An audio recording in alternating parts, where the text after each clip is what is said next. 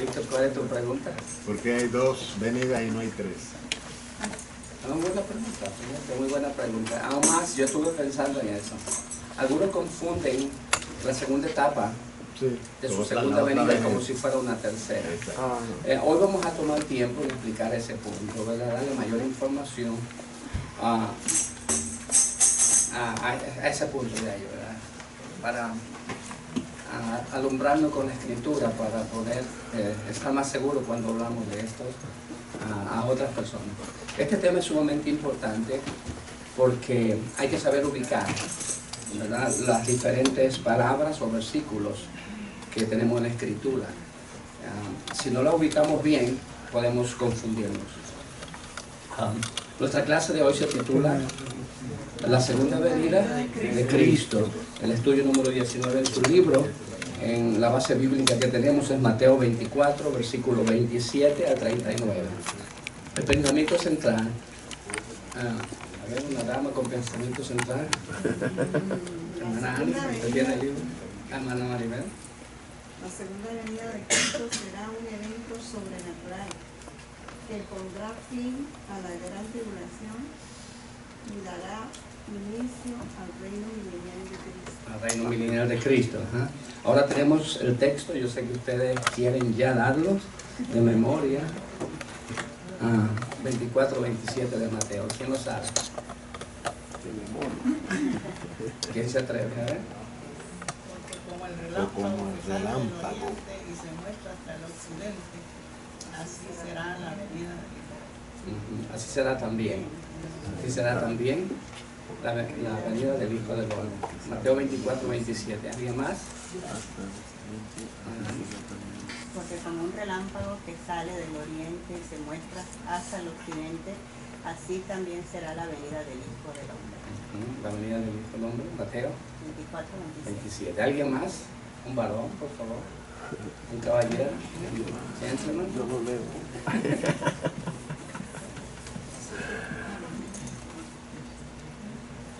Amén. Hermano. Porque como el relámpago que sale del oriente y se muestra hasta el occidente, así será también la venida del Hijo del Hombre. Mateo 24, 27. Gracias, hermano. Tenemos tres objetivos aquí. Hermano Víctor, el primero, léanos, por favor. Dice objetivo número 1. Objetivo número 1. Comprender. Comprender lo que Cristo enseñó en los evangelios acerca de su segunda venida. De su segunda venida, excelente. El capítulo 24 exactamente es toda la enseñanza del maestro. El objetivo número 2, hermano Julio. Valorar nuestra actitud frente a la eminencia de los eventos del fin. Excelente. Hermano Gilberto, el número 3. Aplicar la verdad profética de la segunda venida de Cristo a la conducta cristiana. El 2 habla sobre la actitud cristiana y el segundo habla sobre la conducta cristiana, ¿verdad? Lo dice porque a veces nosotros los cristianos vivimos como si no viene un rayo, como si no va a venir una tribulación y gran tribulación. Miren ustedes por unos segundos, hermanos, la página última de su expositor, donde el maestro nos dice preguntas y respuestas, ¿verdad? En la pregunta número 2 dice, ¿por qué el cumplimiento de la semana 70 de Daniel no ha tenido lugar aún? ¿Verdad? A esta semana 70 también se la conoce como la hora de la prueba, según Apocalipsis capítulo 3, verso 10. Las 70 semanas de Daniel, que incluye la última, se han cumplido 62 más 7, que serían 69, pero falta una. O sea, esa última semana, según Apocalipsis 3:10, dice, se le llama la hora de la prueba. ¿Se acuerdan ese verso que memorizamos? Dice, que el Señor nos libra de la hora de la prueba que habrá de venir sobre el mundo entero. O sea, a esa semana, además de llamársela la semana número 70, se le llama la hora de la prueba. ¿Okay? También se le llama tribulación y gran tribulación. No confunde el lenguaje que pueda usar Jesús o Pedro o Pablo, que está hablando de un periodo de tiempo. Acordémonos nosotros que para Dios un día puede ser como 1000 años y 1000 años como un día. Pero aquí en esta profecía específicamente en esta profecía, la Biblia mismo descifra, como lo hace como las parábolas, dice, esto significa las parábolas. Aquí no hay forma de aplicar otro tipo de interpretación, porque la misma Biblia dice en Daniel capítulo 9, verso 27, desde el verso 22 en adelante, del capítulo 9 de Daniel, dice, son semanas de años. Así que no podemos decir que son semanas de días, son 7 días, son semanas de años. Así que si las 69 semanas eran semanas de años, empezando desde el año 444, del edicto de liberar al pueblo para que vaya a reconstruir la ciudad y el templo, si se han cumplido históricamente 69, pero hay un paréntesis de tiempo, porque lo vemos en la Biblia que hace un paréntesis, no hemos creado un paréntesis, la Biblia nos muestra el paréntesis, que es un paréntesis que ya lleva más de 2000 años, entre la semana 69 y la semana número 70, ¿para qué se le llama la hora de la prueba, la tribulación y gran tribulación?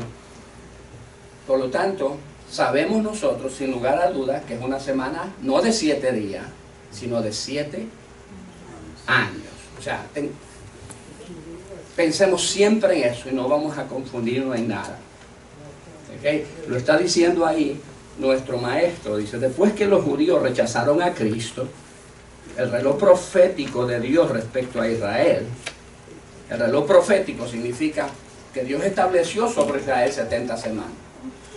Pero cuando se cumplió el 69, el reloj profético se detuvo a formar un paréntesis de años, no de días, de años. ¿Verdad? ¿Cuántos años han pasado? Probablemente 2019 años, hasta la fecha de hoy.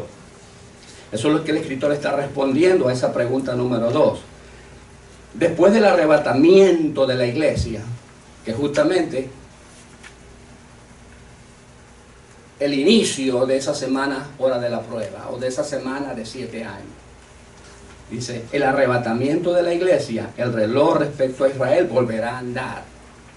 Después del paréntesis de años, el reloj profético volverá a andar. Y es esa semana que se le llama semana apocalíptica, o la hora de la prueba, o tribulación y gran tribulación. O como lo dice en el lenguaje, Daniel en el capítulo 9, o Daniel en el capítulo 11, o Daniel en el capítulo 12. Daniel le llama tiempo, otro tiempo y la mitad de un tiempo.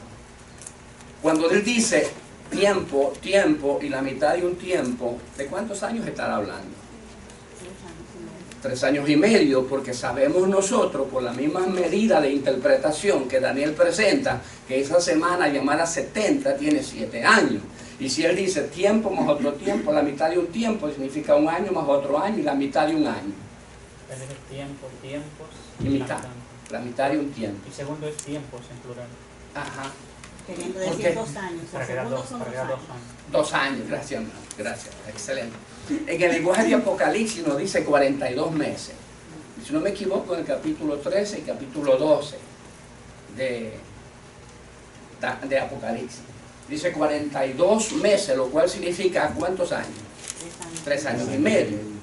Nosotros sabemos, sin lugar a dudas, sin confusión, que está dividiendo la semana número 70 en 2 partes. En 2 partes.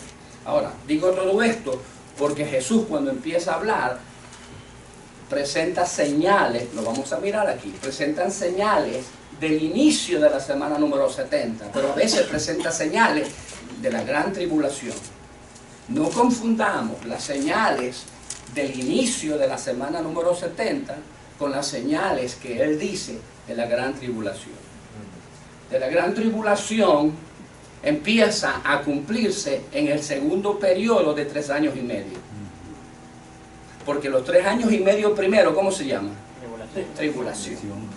Entonces, la confusión de algunos estudiantes es que confunden las señales que tienen que ver con el inicio del evento, de la hora de la prueba, con ciertas señales que tienen que ver con la gran tribulación. Hermano Víctor. Entonces, la venida de Cristo es para la iglesia. Entonces, como usted dijo, las señales del profeta La última es para Israel. Ahí es donde el reloj profético para Israel comienza. El reloj profético para Israel comienza, según la mente de Pablo, en el rapto de la iglesia. Right. Okay. Vamos a mirar varias cosas aquí, lo vamos a empezar con los versículos, tienen toda la libertad de hacer preguntas. Vamos a empezar rápido para tener tiempo de que podamos ocuparnos un poquito más. Maravillosamente lo ha hecho el escritor de aquí, que ha dividido por secciones esta última semana. Ha puesto por separado el estudio de la segunda venida, ha puesto por separado el estudio de la gran tribulación, ha puesto por separado de la semana completa, la hora de la prueba. ¿Se acuerda de esos estudios? La hora de la prueba, él está examinando la semana completa desde afuera. Pero a veces estudia la tribulación, o a veces estudia la gran tribulación por separado, para que nosotros veamos sin confundirnos los diferentes eventos dentro de esa semana profética.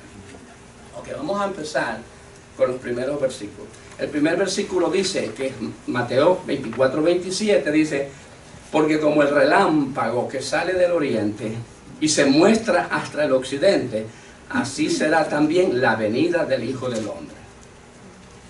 Cuando dice la venida del Hijo del Hombre, ¿de qué está hablando? ¿Antes del rapto o previo a establecer el milenio? ¿De qué está hablando? Antes del pacto. Hermano Román. Previo a establecer el milenio, aquí ya la iglesia fue arrebatada. Esta es la venida de él cuando viene a ponerle pausa al Excelente, excelentísimo. Pero en algunos versículos, cuando él dice este verso específicamente, está vislumbrando la semana completa. Pero cuando vemos este verso, mayormente nos inclinamos a pensar que está hablando de que la gran tribulación se está acabando. Por eso vamos a mirar que el contexto, que es el verso siguiente, nos va a decir qué está pasando. En otras palabras, la gran tribulación está acabando. La gran tribulación está acabando. Ahora note, vamos a desglosar el versículo. ¿Por qué pone el ejemplo de un relámpago? ¿Dónde nace ese relámpago según el versículo? En el oriente. Hasta el occidente. En otras palabras, si nosotros reemplazamos esa palabra del oriente hasta el occidente, ¿de qué estamos hablando? ¿Dónde empieza el oriente y dónde empieza el occidente? ¿Y dónde termina el occidente y dónde empieza el oriente y termina el oriente? Casi siempre cuando miro los rayos se miran hacia allá. El oriente, ¿verdad? Hasta allá no salen de allá. Otro nombre para decir oriente, ¿qué es? El este. Y para decir occidente, ¿qué es? El oeste. Así que el sol, hablando hipotéticamente, nace en el oriente y se oculta o muere en el occidente. Solamente en lenguaje, porque el sol ni sale ni se oculta. ¿Verdad que sí? Solamente por eso estoy hablando del lenguaje hipotético. Estamos diciendo que el sol nace en el oriente y se pone en el occidente. Pero la idea central de ese versículo, si estamos analizando el verso, es que este evento no va a ser local o seccional. Exactamente, lo que está indicándonos ahí, en primera instancia, que este evento va a ser universal. Nadie tiene que correr de un sitio para el otro para ver eso, para expectar eso, porque este evento es universal. Por eso, ¿dónde empieza el oriente? En cierta forma, en ninguna parte. Porque llega a un punto donde se conecta el oriente con el occidente.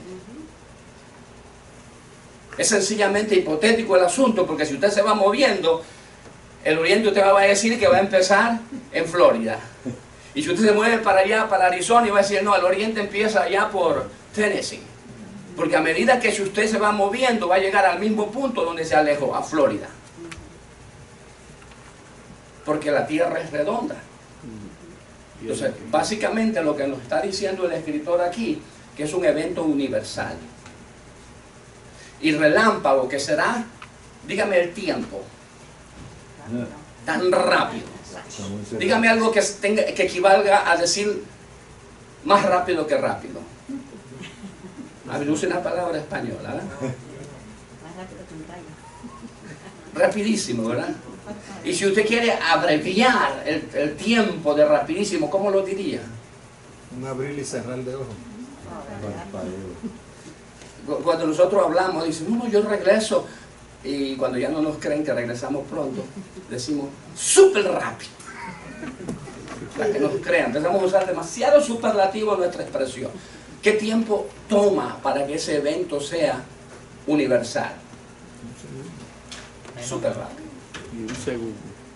Como en el término bíblico significaría en un abrir y cerrar de ojos. Entonces deducimos varias cosas aquí, que el evento es tan rápido y deducimos que es universal. Nadie se lo va a perder, no se afane, no se deje convencer de que alguien, no le estoy hablando a ustedes como iglesia, le estoy hablando a la humanidad, porque se supone que este es un evento de la cual la iglesia ya no va a estar. Ahora, por favor, miren esto, en el credo pentecostal, algunos tienen la Biblia por ahí.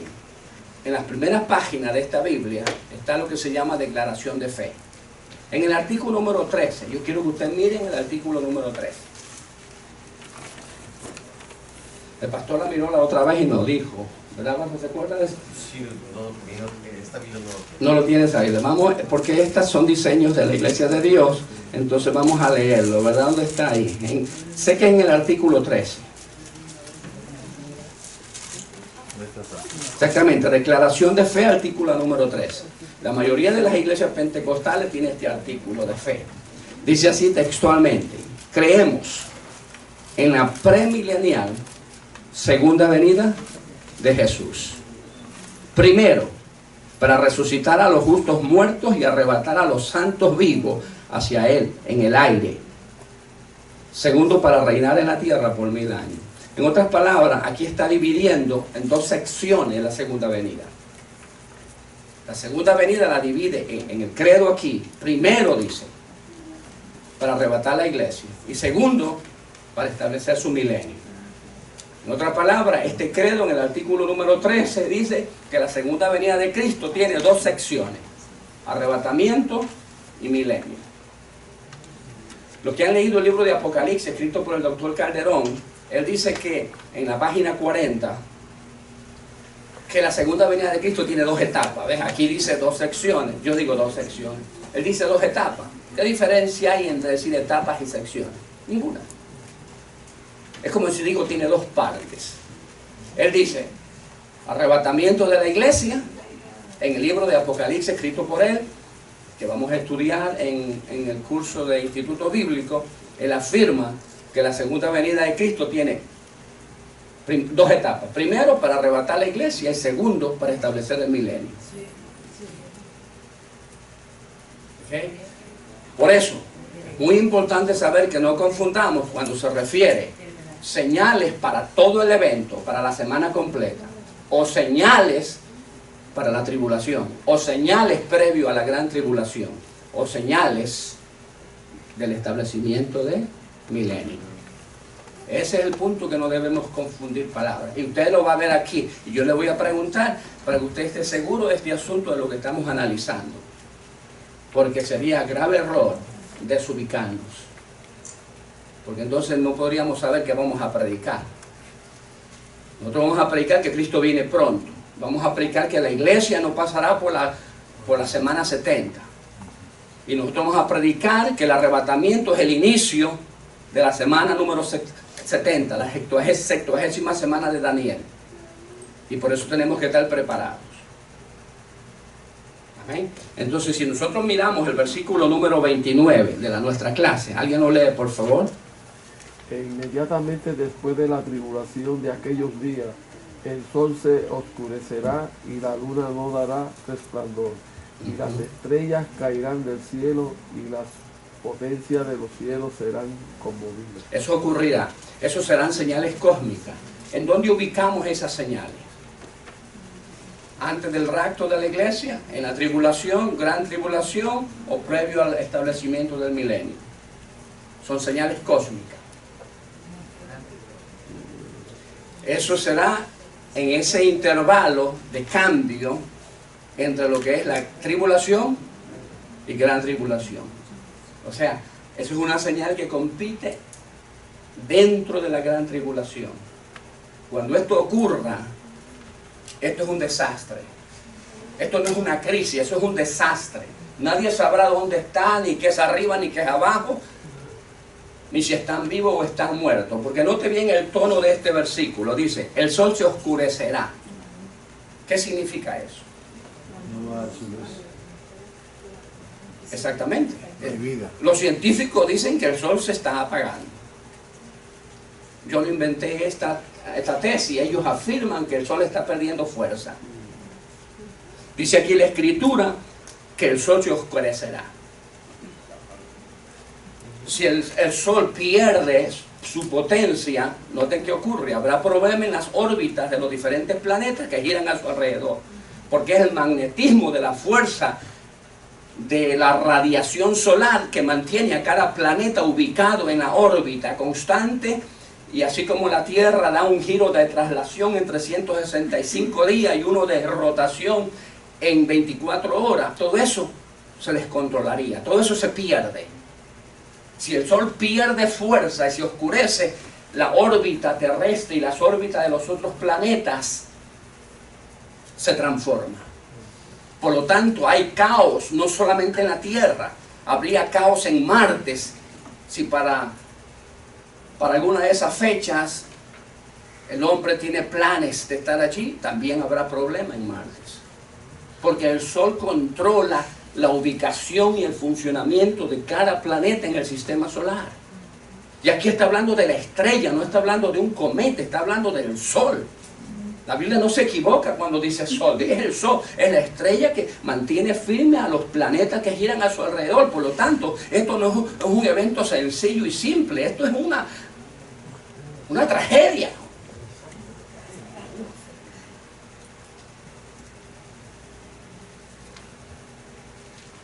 Y la Luna, como sabemos que no es un planeta, sino un satélite de la Tierra, que lo único que hace es reflejar los rayos solares.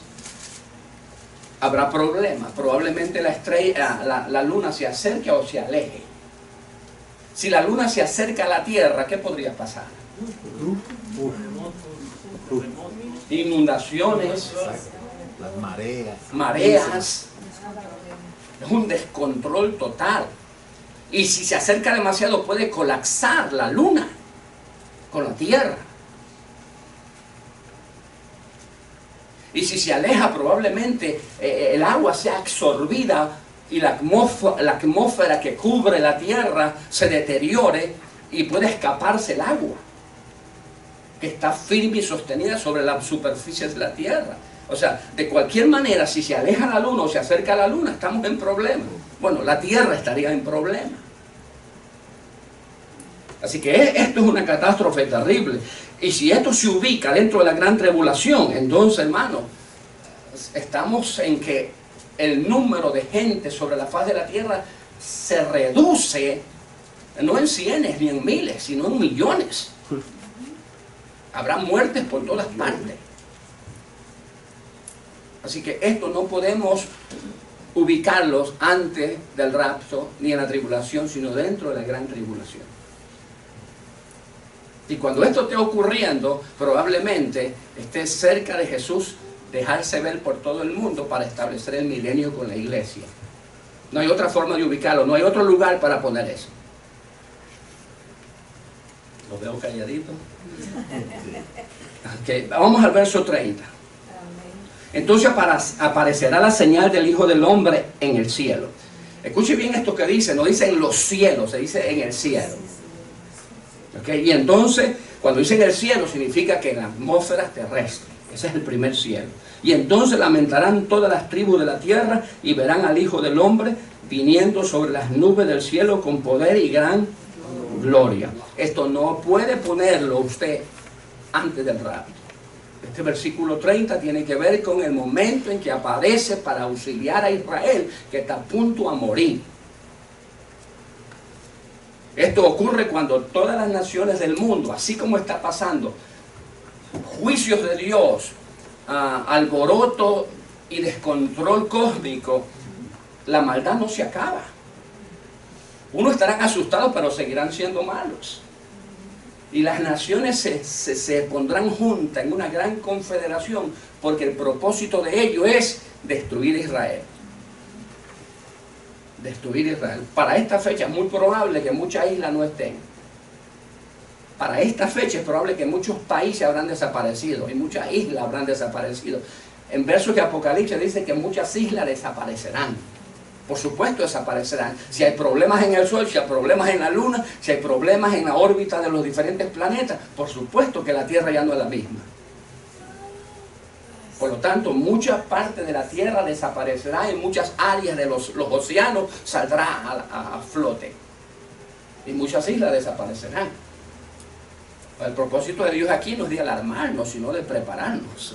Esto no es de asustarnos, sino de abrir nuestros ojos. Y es por eso que cuando está hablando de los 3 objetivos, dice, vivimos como si esto no fuera a pasar. Esto debe cambiar la actitud del creyente. Dios no miente, usted y yo sabemos que en todo lo que Dios ha dicho, por ejemplo, Dios dijo, voy a inundar la tierra, voy a mandar un diluvio. Y el profeta que recibió este anuncio estuvo predicando 120 años. No es poco tiempo, ¿verdad? Estuvo predicando mucho, nadie le creyó. Nadie le creyó, excepto su familia. Hermano, y Alex. fueron 120 años del mismo mensaje. El mismo mensaje, ¿eh? Nuestro mensaje en estos momentos es de que Cristo viene. No hay ninguna otra clase de mensaje que podamos dar. Exactamente.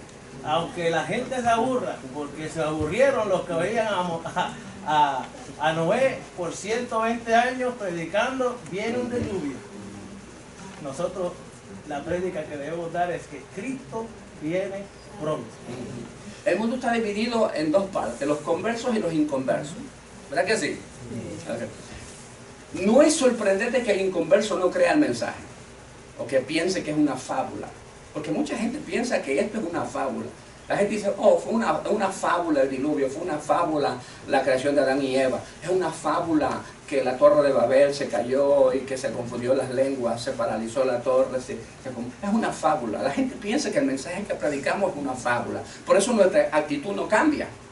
Ahora, no es sorprendente que los inconversos no crean.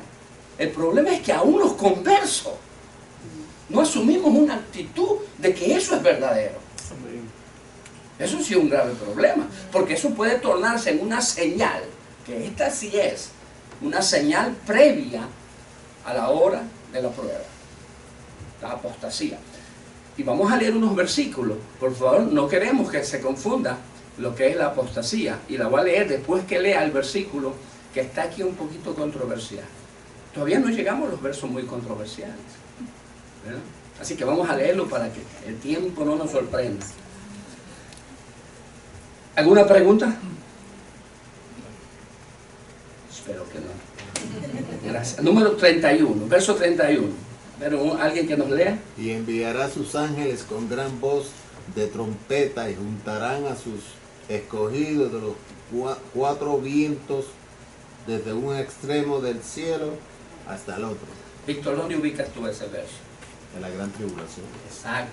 Este es un grave problema de que la persona ubique ese versículo antes del rapto de la iglesia. ¿Por qué no se puede ubicar? Ahí hay elementos importantísimos, el por qué no podemos ubicar ese verso como una señal antes del rapto.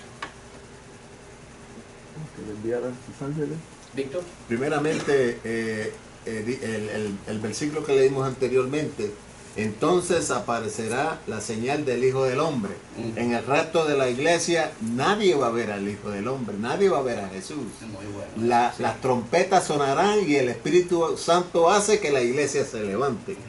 Y Él nos recibirá en las nubes. Por eso le llamamos nosotros, esa es la primera parte, la fase 1 de la segunda venida, porque Él sí viene. Él sí viene, pero Él no pisa la tierra. ¿Dónde se queda Él? En las nubes. ¿Por qué afirmamos nosotros? Porque la Biblia lo dice. Que Él no pisará la tierra, que Él se parará en las nubes y que allí se levantará la iglesia hasta las nubes. ¿Quién levantará la iglesia? No son los ángeles. Porque jamás en la Biblia le ha llamado ángeles al Espíritu Santo. Por lo tanto, ese versículo no compite previo al rapto, ese versículo compite previo al milenio. Y el que suena la trompeta es el mismo Señor, ahí no hay ángeles. No hay ángeles, exactamente. Ahora, yo quiero que miren un poquito rapidito aquí, si podemos movilizar nuestras manos, en lo que es Tesalonicenses. Tesalonicenses es un libro clave, donde nosotros podemos... en lo que dijo Alex. Alex mencionó un versículo en 1 de Corintios, creo que fue, ¿verdad, Alex? No, ese es en 2 Tesalonicenses.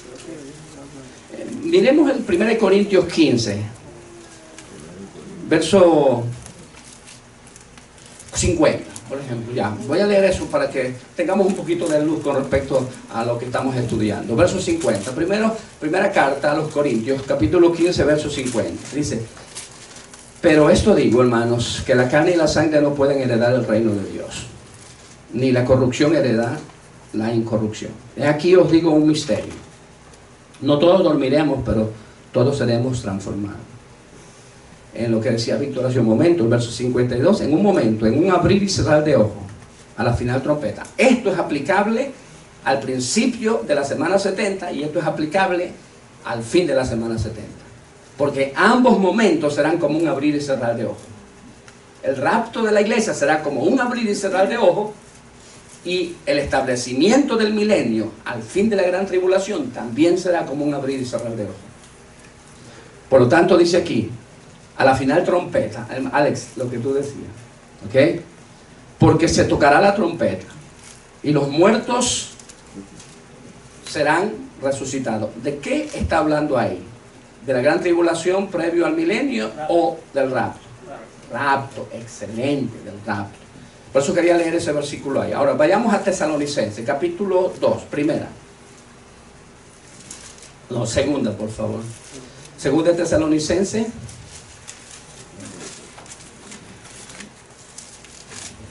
capítulo 2, versículo 1. Y luego vamos a leer ahí unos versículos para irnos desplazando poquito a poquito sin que nos confundamos con tantos versos, ¿verdad? Segunda carta a Tesalonicenses, capítulo 2, verso 1. Pero con respecto a la venida, estoy en el verso 1, de nuestro Señor Jesucristo y nuestra reunión con Él, os rogamos, hermanos, y nuestra reunión con Él, ¿a qué pueblo se refiere Pablo cuando dice y nuestra reunión con Él? Nuestra reunión con Él, la iglesia, no es Israel. O sea, si es la iglesia, es previo al rapto. Que no os dejéis mover fácilmente de vuestro modo de pensar. O sea, que la gente no nos meta que esto es una fábula, esto es una doctrina. Ni os conturbéis ni por espíritu, ni por palabra, ni por carta, como si fuera nuestra, en el sentido de que el día del Señor está cerca. Acordémonos que cuando habla también día del Señor, se puede referir al rapto de la iglesia o se puede referir al establecimiento del milenio. Son palabras que es aplicable, pero no hay confusión en el asunto, porque ambos momentos son el día del Señor.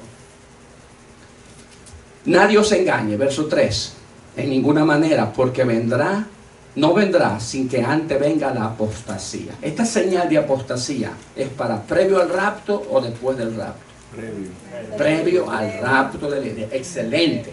Pero noten algo aquí curioso, hay una coma. ¿Verdad que sí? En su Biblia hay una coma después de la palabra apostasía.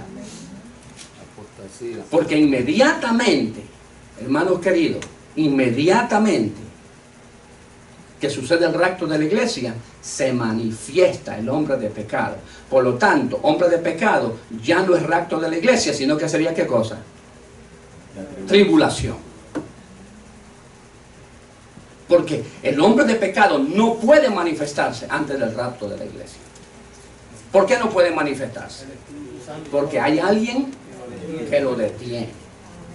Ahora, sigamos leyendo para que usted pueda ver cómo la Biblia va desplazando eso y dice: apostasía, y se manifiesta el hombre de pecado. Por lo tanto, ya eso es parte de la tribulación, el hijo de perdición, el cual se opone y se levanta contra todo lo que se llama Dios o es objeto de culto, tanto que se sienta en el templo de Dios como Dios, haciéndose pasar por Dios. Ya eso es tribulación. ¿Okay? ¿No os acordáis que cuando yo estaba todavía con vosotros os decía esto? Ahora, yo le pregunto algo aquí. La apostasía es una señal previo al rapto de la iglesia. Pero cuando la iglesia se vaya, ¿la apostasía se acaba? No. Ahora, ¿se hace más poquito o se hace más grande? Se hace más grande. Ahora, ¿la apostasía es un mal en el mundo o es un mal dentro de lo que se llama hipotéticamente iglesia?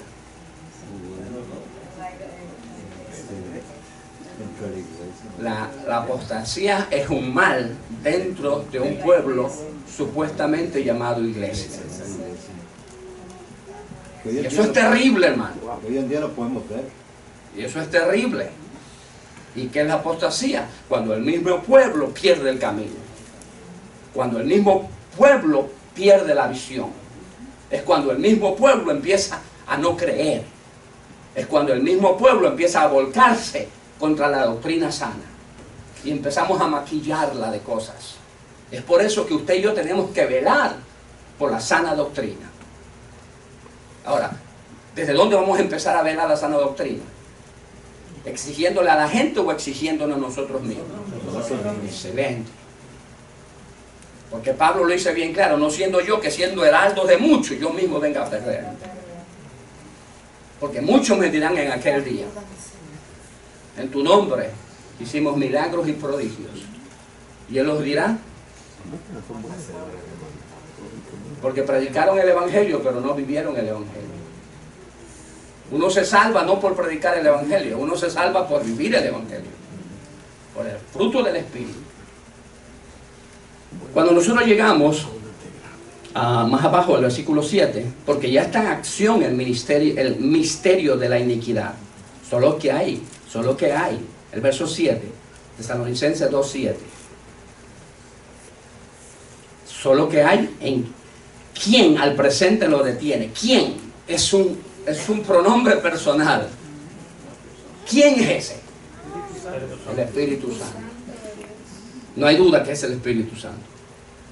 ¿Quién al presente lo detiene? A fin de que a su debido tiempo se manifieste. Porque ya está en acción el misterio de la iniquidad. Solo que hay quien al presente lo detiene hasta que él, pronombre personal, a su vez se ha quitado de en medio. Y entonces se manifestará aquel inicuo. Esta es la explicación de lo que está diciendo en el versículo 3. Es la explicación de lo que entre lo que es apostasía y se manifiesta el hombre de pecado. En el momento que sucede el rapto, el Espíritu Santo levanta a la iglesia, no los ángeles. El Espíritu Santo levanta a la iglesia, los reúne con Cristo en las nubes, se va a la iglesia para la boda del Cordero. Entonces inmediatamente después se manifiesta el hombre de pecado, porque ya no está ni la iglesia ni el Espíritu Santo. O lo digo al revés, el Espíritu Santo y la iglesia. Entonces se manifiesta. ¿Verdad que sí? ¿Hay alguna confusión en esa ubicación de terminologías ahí? ¿Verdad que no hay? No lo hay. Porque no estamos confundiendo ubicaciones, estamos colocándola en el lugar que deben ir, hermanos.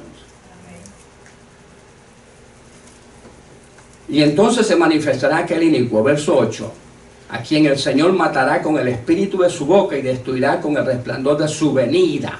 ¿De qué momento está hablando ahí?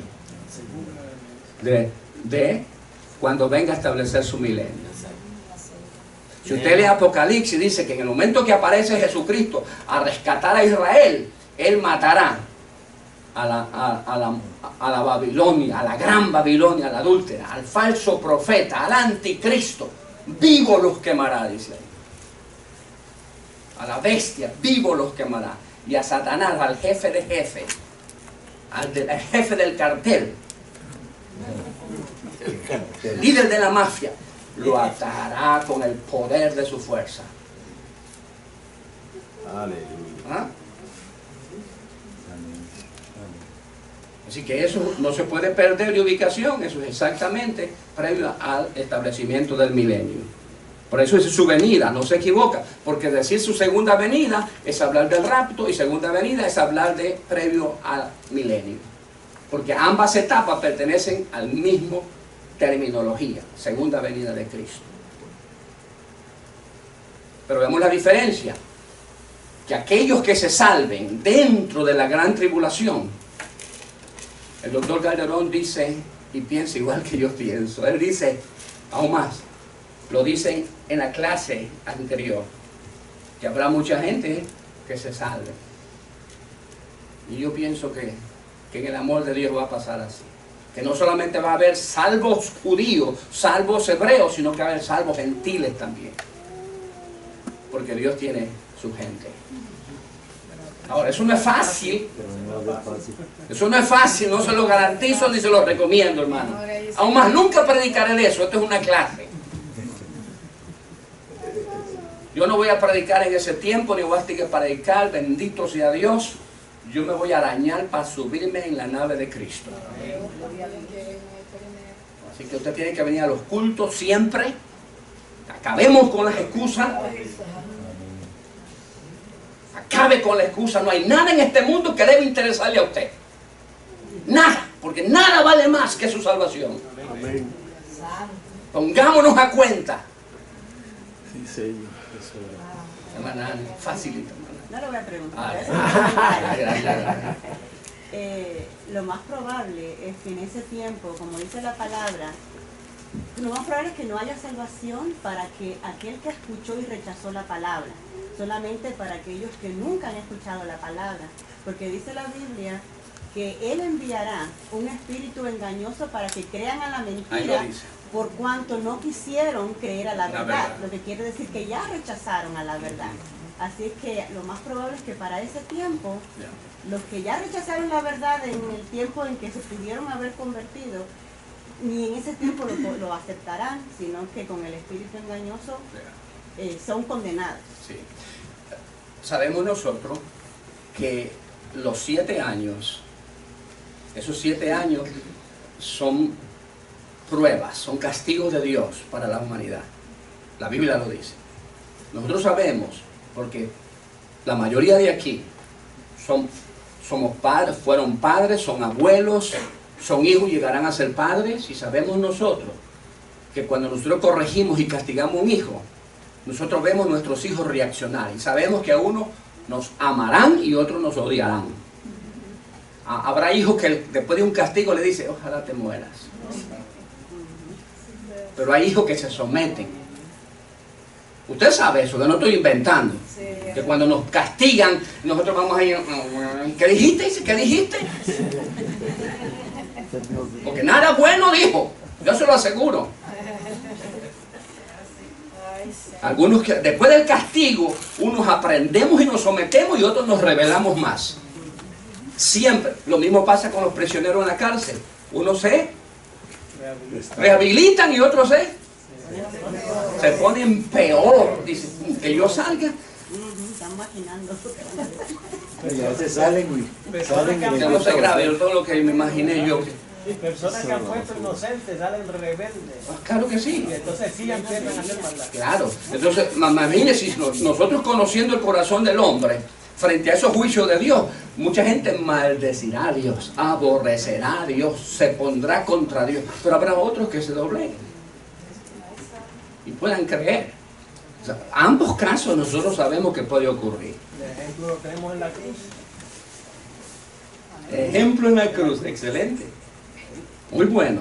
El uno se revela y se burla.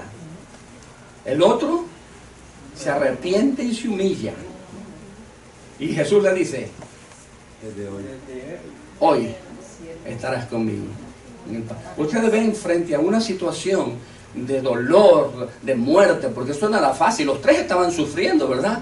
Los tres estaban padeciendo, pero en el dolor, en el padecimiento, el corazón del uno se humilla y entiende y se somete, el corazón del otro todo lo contrario. Entonces lo mismo puede pasar, porque sabemos cómo es el hombre. Ahora, ¿qué les parece si seguimos con los versículos?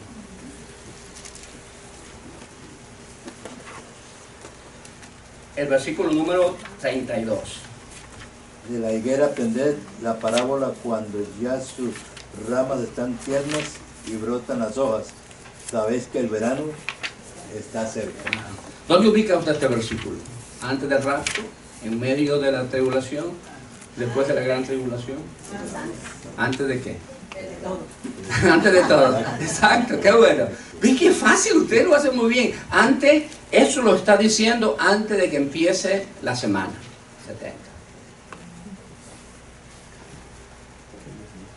Perfectamente, ustedes están siguiendo esto perfectamente. De la higuera aprende. ¿Quién es la higuera? Proféticamente hablando. Nosotros sabemos que es una higuera, pero ahora vemos Jesús de quién está hablando. ¿Quién es la higuera? El pueblo, Israel. La higuera es Israel. Lo vemos nosotros representado en muchos lugares y sabemos por terminología bíblica que la higuera es Israel. Jesús está hablando de la higuera. Cuando veamos que la higuera reverdece, su hoja, su rama está tierna, su hoja sale, ¿qué se aproxima? El verano, se aproxima la semana 70. ¿Ok? Excelente. ¿Cuándo Israel reverdeció? ¿Cuándo pasó eso? 1948. Esto es de sapiencia mundial. Esto lo sabe la ONU, esto lo sabe la OEA, esto lo sabe la iglesia, esto lo sabe la historia. Que en mayo fue, ¿verdad? 1948. Y miren, qué privilegio. Felicidades, hermanos guatemaltecos. Felicidades, de verdad, de verdad. Ustedes hicieron algo que impactó al mundo. El último voto que faltaba para decidir si le daban ese territorio asignado a Israel o no, fue Guatemala. Y Guatemala dijo, sí se puede. Y entonces Israel se convierte como en Estado libre de Israel. Qué cosa, qué bendición. Y en verdad es una gran bendición. Guatemala es uno de los países latinoamericanos más evangelizados de todo, casi, por qué no decirlo, del mundo entero.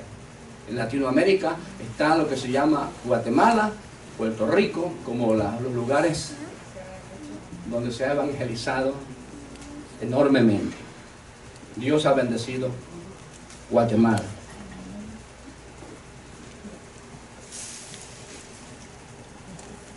En el versículo 33, así también vosotros cuando veáis todas estas cosas, conoced que está cerca a la puerta. ¿De qué está hablando? ¿Dónde ubica? De la venida de Cristo. Acuérdense que la venida de Cristo incluye 7 años ahí, en 2 diferentes etapas. Así que esto está hablando previo al rapto también. Verso 34, hermano, ¿algo dijo? Verso 34, hermano Eber, léame ese versículo. De cierto os digo que no pasará esta generación hasta que todo esto acontezca. ¿Qué significa eso? De cierto os digo, dijo Jesús, que no pasará esta generación hasta que todo esto acontezca. Aquí hay muchas versiones para interpretar la palabra generación. Hasta que esto acontezca, dice el verso. ¿Está bien eso que dije yo? Hasta que esto acontezca. ¿Cómo dice el versículo? Todo.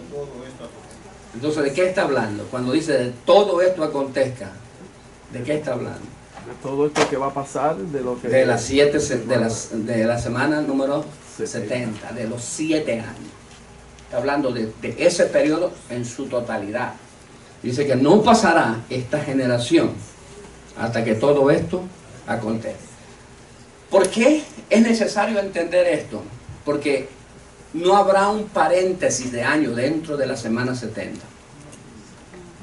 Hay un paréntesis de año entre la 69 y la número 70, sí lo hay. Pero dentro de la semana 70 no hay paréntesis de año. Todo lo que va a ocurrir es exactamente. Por eso ese verso es clave, ese verso es un foco que ilumina. No pasará esta generación hasta que todo esto acontezca.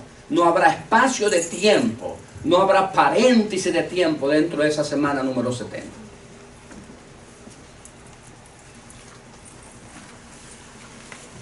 ¿Es ver?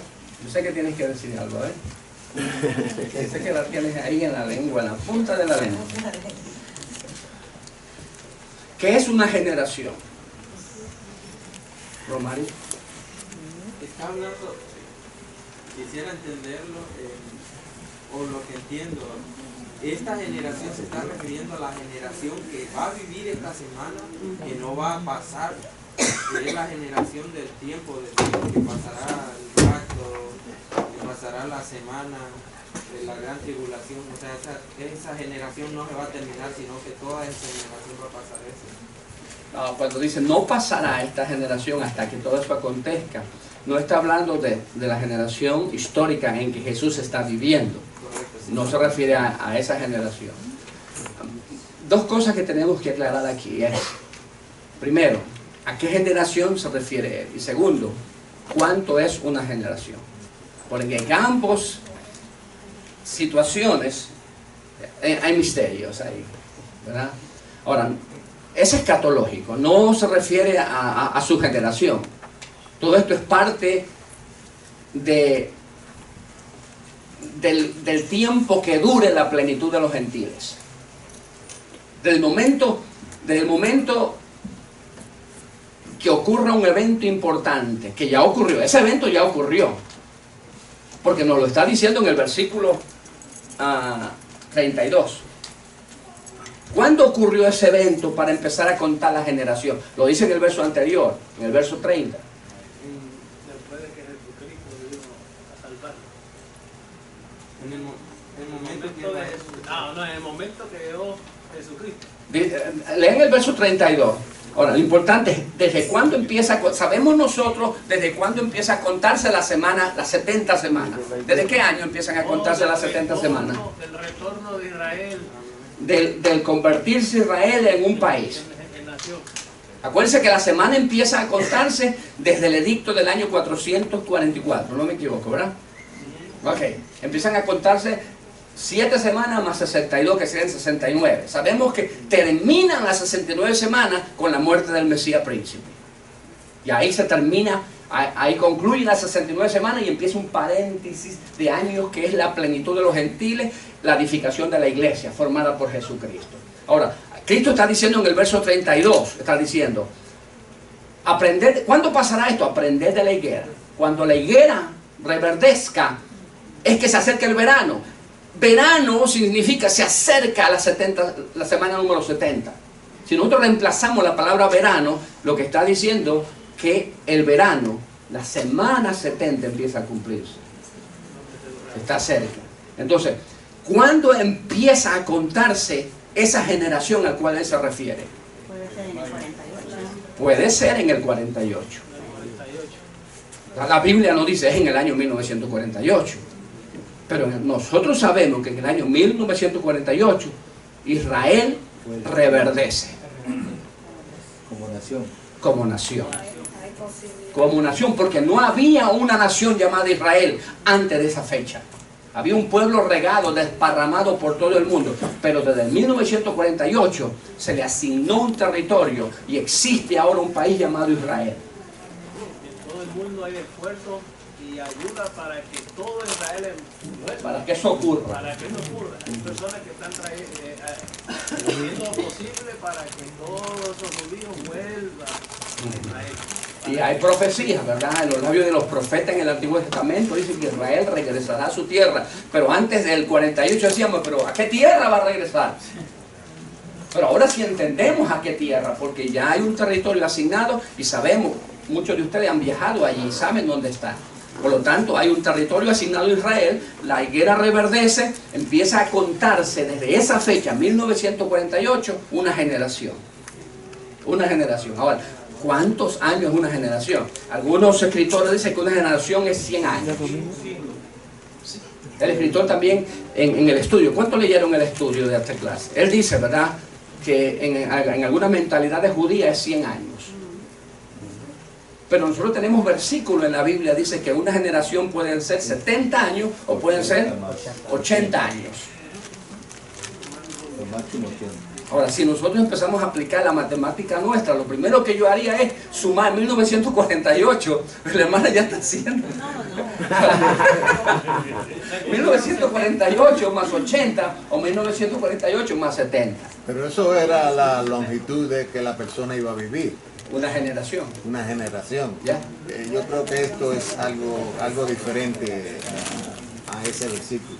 Sí, pero ahí en el capítulo de los Salmos, en el capítulo de Salmos 27 y 13, dice que los más robustos 80. tienen los 70 y los más robustos 80. Y después dice, y después de esto volamos.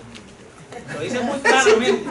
Sí, después de esto volamos. Después de esto volamos. ¿Qué va a hacer la iglesia? Va a subir a las nubes. ¿Qué vamos a hacer? Si aplicamos literalmente, lo que está diciendo ahí tiene sentido. Tiene sentido. Pero lo que está diciendo es que una generación, cuando estamos hablando de una década, ¿qué es una década? 10 años. 10 años. ¿Qué es un siglo? 100 años. Ahora, tal vez en la mente del judío, una generación es 100 años. Pero nosotros sabemos que un siglo es 100 años. Pero que una generación es el tiempo que dura una persona desde que nace hasta que muere. Y cuando hablamos de nuestros hijos ya es una segunda, y de nietos una tercera generación, cuando esos nietos se tornan adultos, ¿verdad? Ahora, una generación, si aplicamos lo que dice la Escritura en cuestión de regular el tiempo de vivencia de un individuo, que sería 70 años, no hay forma de equivocarse tampoco en sumar. Y sería un poquito arriesgado, ¿verdad? Ahora, yo le digo una cosa, nosotros los predicadores y los maestros no decimos tal fecha viene Jesús. El rapto, la Biblia dice que nadie sabe, creo que lo dice en la clase de teníamos, ¿verdad? El cielo y la tierra pasará, dice el versículo 35, pero mis palabras no pasarán. Estoy a tiempo, ¿verdad? Dice el 36. Pero el día ni la hora nadie sabe, ni aún los ángeles de los cielos, sino mi Padre. Cuando este verso Jesús lo está mencionando, ¿a qué se refiere? ¿De que va a pasar qué cosa? El rapto, la gran tribulación, el milenio, ¿de qué está hablando? Que nadie sabe el día y la hora de qué. Del rapto. Porque sí, pero una vez que ocurra el rapto, yo sí sé la fecha de lo siguiente. Por lo tanto, a lo que está hablando aquí es con respecto al rapto de la iglesia. Pero cuando yo ya tenga la fecha del rapto, porque usted sabrá, cuando el rapto ocurra, usted sabrá la fecha que es. Entonces usted podrá calcular 7 años para adelante. Entonces podremos saber nosotros exactamente cuándo va a terminar la gran tribulación y cuándo se establece el milenio. Porque la fecha de partida sería el rapto de la iglesia. Ahora, lo difícil en este momento es que no sabemos el día y la hora en que el rapto suceda. Pero sí podemos ver señales. Ahora, las señales son muy importantes. Claro que sí. Claro que sí. Que se acerca. La Biblia dice que en los postreros tiempos, señales del rapto será que la gente no quiere creer la verdad. ¿Está pasando eso ya? Si lo comparamos más o menos como dice la Escritura, que dice, nos compara como ladrón que viene en la noche, como las vírgenes que eran en la noche, puede ser en el momento donde la iglesia que está dormida, en ese momento donde está en lo máximo de la apostasía. Y en la misericordia del Señor para los que verdaderamente están sirviéndole, los que verdaderamente están haciendo lo correcto. No vayan a caer ahí. Ahí puede ser. Pero también para nuestros tiempos, dice, se levantará nación contra nación, reino contra reino. Son señales. Eso ya está pasando. Y habrán guerras, terremotos y muchas enfermedades. Y según Juan en sus cartas, según Pedro en sus cartas, dice que vendrán burladores. O sea, el hombre va a cambiar. Nosotros vemos que vendrán hombres con diferentes temperamentos, con diferentes formas de vivir, con diferentes mentalidades. Dice que habrán gente amadora de sí mismo, crueles, sin piedad. Cambiarán la doctrina. A lo bueno le llamarán malo y a lo malo le llamarán bueno. ¿Está pasando eso, no, hermano? Sí. ¿Verdad? A las cosas que antes hacíamos que eran malas, hoy es normal. Estamos viviendo esos tiempos, por lo tanto, estamos dentro de esas señales. Aún más, esas cosas se están metiendo a la iglesia y es lo que está convirtiéndose en apostasía. Porque lo que antes no se permitían porque eran desastres morales, suciedad moral, suciedad ética, hoy es normal. Aún más hay hasta leyes que amparan esas cosas. Por lo tanto, estamos dentro de esas señales. Hay una cosa que sucede en mi país. Cuando yo vine a este país, pues, tal vez antes, no sucedían muchos temblores, movimientos de tierra. Pero hoy en día, hermano, la tierra se está moviendo en Costa Rica, no sé en los demás países, pero en Costa Rica se está moviendo a cada instante. La gente llama y está temblando en Costa Rica, vuelven a llamar otra vez, tembló otra vez, tembló otra vez. Está temblando cada momento. Y en todas partes. Y cuando yo estaba en Costa Rica, cuando tenía mi edad, muy poco se oía el temblor. Un temblor por allá, Sí. pero ya uno ya se acostumbra al movimiento cada ratito, a punto 7, a punto 6, punto 5. Gracias, hermano. ¿Por qué? Porque son tiempos ya, son señales. Son señales. Señales. Sí. Hay señales que el rapto se aproxima. Dios les bendiga. Gracias, hermanos. Ay, gloria a Dios. Aleluya.